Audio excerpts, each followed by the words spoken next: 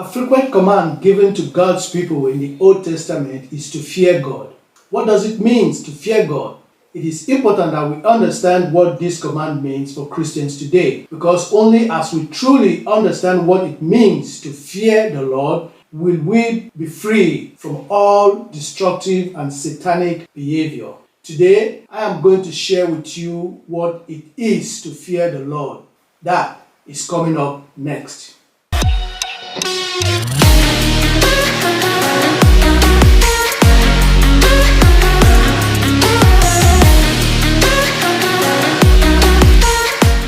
Hi everyone, my name is Nashi Uhuru. Welcome to the Uhuru Report, where we share principles about life and godliness, showing you the simplicity of the good news. In Proverbs chapter 1 verse 7, it says, "The fear of the Lord is the beginning of wisdom." It is saying that the ultimate goal of the fear of the Lord is to enable us to walk in divine wisdom. First of all, let me start with this statement. The fear of the Lord is not the same as to be scared of God. The other way is to be scared of God is not the same as the fear of the Lord. For example, in Genesis chapter 3 verse 10, we see for the first time a man scared of God. Adam said, "I heard thy voice in the garden and I was afraid because I was naked and I hid myself." This scenario portrays a man that is scared of God and not a man who walks in the fear of the Lord. This is because the person who is afraid of God hides from God, and the one who walks in the fear of the Lord hides himself or herself in God. John Bevere said, "The fear of the Lord is not to be afraid of God, but to being afraid to be away from God." Exodus chapter 20 from verse 18 to 21 says, "When the people saw the thunder and the lightning and heard the trumpet and saw the mountains in smoke, they trembled with fear. They stayed at a distance and said to Moses, 'Speak to us yourself, and we will listen, but do not have God speak to us, else we will die.' Moses said to the people, 'Do not be afraid.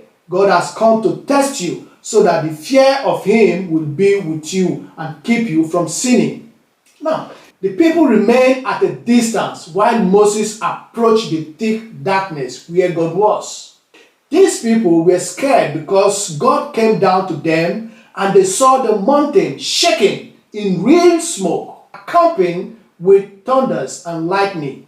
They stood afar and asked Moses to go and speak to God by himself.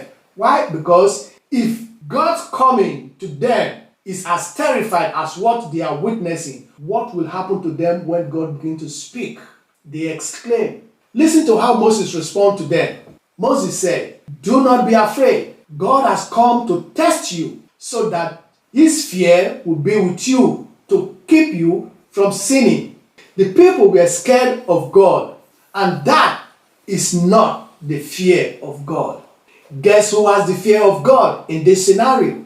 It was Moses, because he alone went into the thundering and the lightning and the smoking mountain.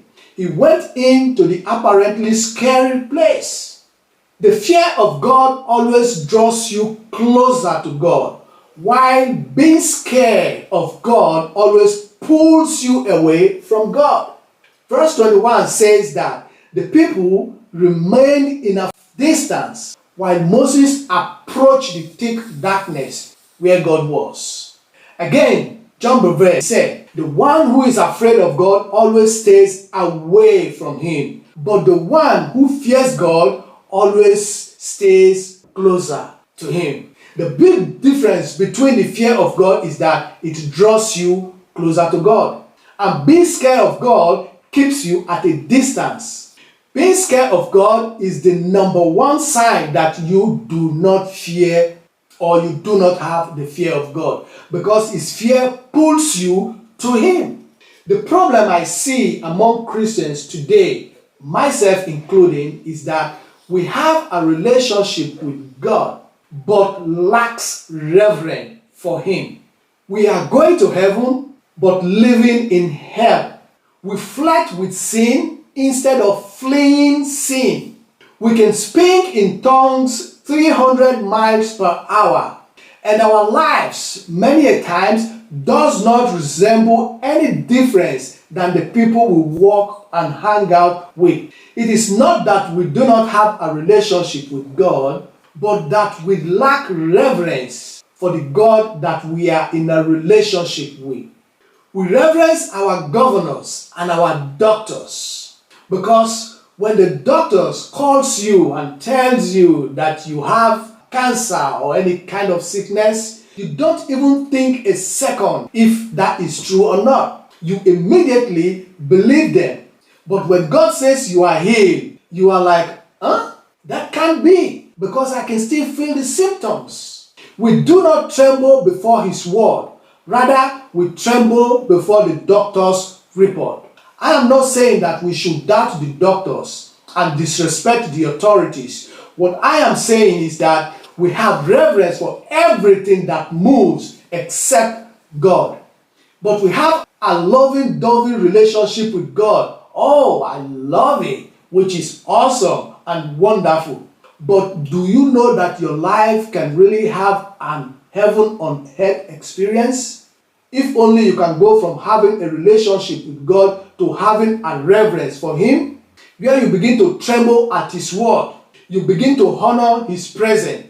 When you begin to live with the awareness of who He is in your life, your view of sins and immorality is going to change. Your view on the things of this world are going to change. Having the fear of God is not the same as being scared of God. Having the fear of God is a good thing that will draw you closer to Him, causing you to having a reverence and a deep respect for the things of God and His word. What the word of God says should settle every matter in your case. That is having the fear of God. And having the fear of God will free you from every other kind of fear.